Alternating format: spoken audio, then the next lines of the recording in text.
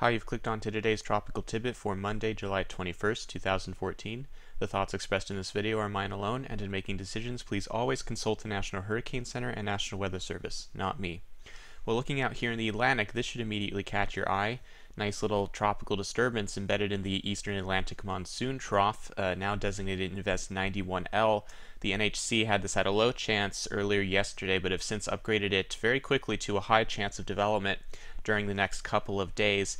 And looking at it right now, can't really disagree. It's got a really nice little spin to it, nice little curved bands coming in on both sides, and convection is pretty shallow at the moment, but it's got enough of a little circulation to it that it could definitely end up earning a tropical depression or even a tropical storm designation during the next day or so.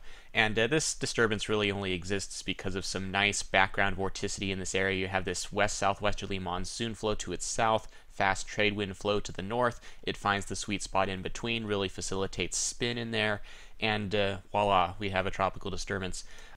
The good news for the Lesser Antilles and Eastern Caribbean Islands, which is where this is headed toward, is that conditions in front of 92L aren't really that great. The trades, although they're not as fast as they could be, the system's moving west at 15 to 20 miles per hour instead of 25 to 30 like some systems during the last couple of years have done.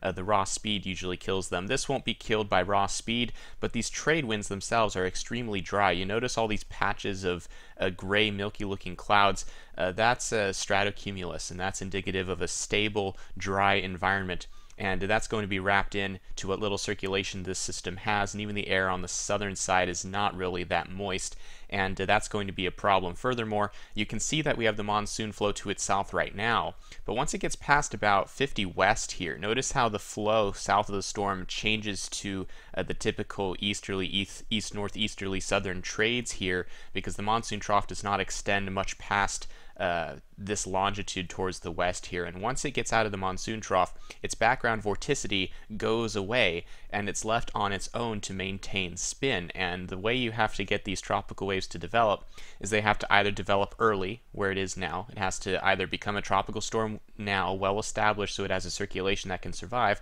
or it has to be really large so that it has a more inertial stability, which means that the circulation with it is large and will be able to survive once it gets farther west, despite an unfavorable environment. And sometimes those big dry waves, they don't do anything until they get in here, but then they still have enough spin left that they can start working some mischief in a more favorable environment. But this is not one such wave. This is a very tiny thing, and so if it does not develop right away and develop fast and become a strong tropical storm, its circulation will likely get absorbed in a stronger trade wind flow in either the Caribbean or even north of the Caribbean over the island mountains will just die in here, and it may die even before it reaches the Lesser Antilles at all. So obviously, I'm not very impressed with this system. Pretty tiny right now. Could get a name, sure, but I don't see it surviving very long at this point, and none of the global models really show any significant development of this. The statistical models strengthen it, but they will probably bust here as the conditions just don't look very supportive for significant development of this system. But as always, pay attention to the National Hurricane Center, currently calling for a high chance of development, and that the Lesser Antilles should pay attention. You will likely get gusty and perhaps rainy conditions in this area, regardless of whether this dies before reaching you or whatever.